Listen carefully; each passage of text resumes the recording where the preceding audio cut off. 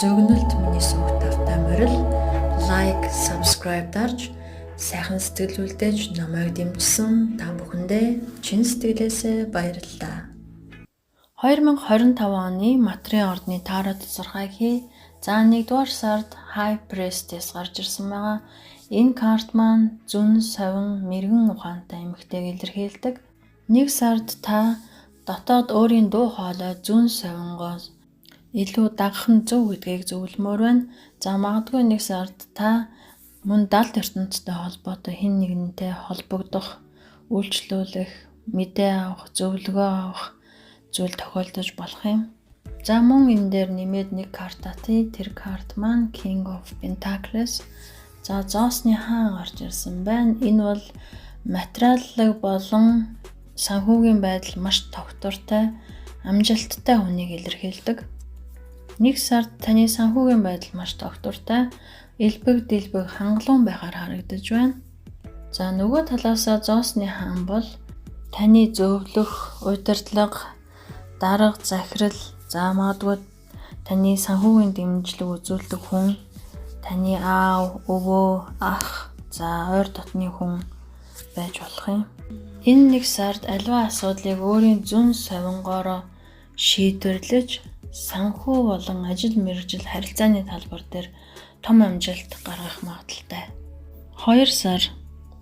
За 2 сард King of Swords гарч ирлээ. За энэ карт маань шударга, ёс суртахуунтай, аливаа зүйлийг логикоор, бодит байдлаар нь дүгндэг, ухаантай, ухаалаг хүнийг илэрхийлдэг. За үүн дээр нэмээд 1 Oracle карт авъя. За Oracle карт маань Wedding карт маань гарч ирсэн байна. За тэгэхээр Матрийн ордныхан маань магадгүй хурмаа хийх байгаа бол таны хос маш ухаалаг, аливаа зүйлийг боддоор харах, зөв шийдвэр гаргах чадвартай, удирдах төвшний ажил эрхэлдэг, санхүү мөнгөн дээр маш хянамгай, манлайлах чадвартай шударга хүн байна. За хэрвээ хараахан та энэ хүнтэй уулзраагүй байгаа бол 2 сард уулзрахад тун ойрхон байна.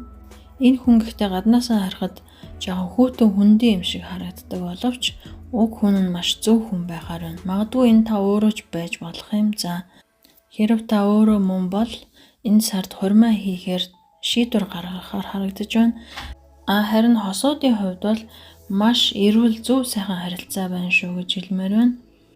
3 сард Hierophant гарсан байна. За энэ карт маань зарим нэг нь уламжлалт ангаа ухаанаар суралцах, за зарим нэг нь мэргэжил дэвшлүүлэх, шинэ курс суух, зарим нэг нь магадгүй нийгэмд хүндлэгдсэн хүнтэй танилцаж, өөртөө үн цэнтэй сайхан харилцаа шинээр бий болгох, зарим нэг нь хэн нэгэнд шавьаар орох, мэргэн хүнтэй уулзах, багштай болох, өөрөө багшийн мэргэжлээр ажиллахаар шийдэх, магадгүй та бусдад хүндлэгдэх, үйл ажиллагаанд оролцох, эсвэл өөрөө тийм ажилд шинээр орох зэрэг үйл явдлууд өрнөхөөр харагдаж байна. 4 сар зоосны хатан. За зоосны хатан бол нэг талаасаа ээж шиг маш халамжтай, ухаалаг, ажилсаг, бүтээлч эмэгтэйг илэрхийлдэг. Энэ сард хийсэн ажлынхаа үр дүнг үзэж, ашиг орлого арвин тогтвортой байхаар харагдаж байна. За дараагийн сард Ten of Wands гарч ирсэн байгаа. 10 сава бол ажлын ачаалал, за ямар нэг зүйлийг дуусгахын тулд та заавал шаргуу хөдөлмөрлөх хэрэгтэй болж магадгүй юм. Энэ 5 сард хэтэрхий их ачаалалтай ажилласны улмаас өөртөө болон хувийн амьдралдаа бусдад халамж хайр цаг гаргах завгүй байгаа учраас бусдаас тусламж авах, бусадтай хамтарч ажиллах зэргээр өөрийн ачааллыг хөнгөлөх хэрэгтэй байна. Аливаа зүйлийг хөнгөн хялбар аргаар хийх боломжийг эрэлхийлж, аль болох өөрийгөө амраах, чөлөөлөх, өөрийнхөө ажил амьдралын тэнцвэртэй байдлыг хангах. Танд туслах хүмүүс ойрхон таны дэргэд байна. Бусдаас тусламж авах, зөвлөгөө авах зэргээр аль болохоор өөрийн ачааллыг хөнгөлөх гэж оролдоорой. За 6 сард Lovers карт маань гарч ирсэн байгаа. Энэ карт маань нэг талаараа хайр дурлалын харилцаа холбоо, романтик уулзалт болзоо, хосуудын хувьд харилцаа гүнзгэрч дотн харилцаанд орох, Бие биенээ илүү сэтгэл зүрхнээс хайрлах. Нөгөө талаасаа 6 сард таны амьдралд танд хэрэгтэй хамтрагч, түншлэгч гарч ирэхээр харагдаж байна. Ерөнхийдөө эх 6 сард хайр дурлалдаа өмсөн халуухан сар болохоор харагдаж байна. 7 сард сэлэмний хатан гарч ирсэн байгаа. За энэ эмэгтэй маань сэтгэл хөдлөл багтай, гаднаасаа харахад хүйтэн хөндийн мэт боловч маш их алсын хараатай, бодит байдлыг харах чадвартай, ухаантай эмэгтэй илэрхийлдэг. Энэ хүн эмч, мэс засалч мэргэжилтэй байх магадлалтай, ихэр жинлүүр хумхын ордны тийм хүн таны амьдралтай холбоотой гарч ирж магадгүй байна. Нөгөө талаас танд 7 сард альва зүйлд шийдвэр гаргахдаа маш улс суурьтай, алсын хараатай зөв шийдвэр гаргах хэрэгтэйг сануулж байна. 8 сард 2-ын саваа. За 2-ын саваа бол шинэ боломжуудыг эрэлхийлэх, ирж хайх, өөрийн ирээдүйн зорилго мөрөөдөлдөө хүрэх боломжийг судлаж, ирээдүйн хамгийн том зорилго төлөвлөгөөгөө гаргах. Эсвэл зарим нэг нь гадаадаас захидал хүлээн авах, гадаад руу аялах, сурах, амьдрах зэргээр одоо байгаа өөрийн нөхцөл байдлаа дүгнэж, урт хугацааны зорилгодоо хүрэх арга замуудыг судлаж, эрэлхийлэхээр харагдаж байна. Ерөнхийдөө 7-8 сард алс ирээдүгээ харсан зорилгоо тодорхойлох, гадаад орныг зорих хүсэлтэй байгаа хүмүүс их харагдаж байна. За зарим нэг нь магадгүй 7 сард далайтай ойр орнууд руу аялахаар явах бол 8 сард халуун дулаан орныг зорихоор харагдаж байна. 9 сард Two of Cups гарсан байна. За энэ карт маань мөн л нөхөрлөл, хайр дурлал, хамтын ажиллагааг илэрхийлдэг.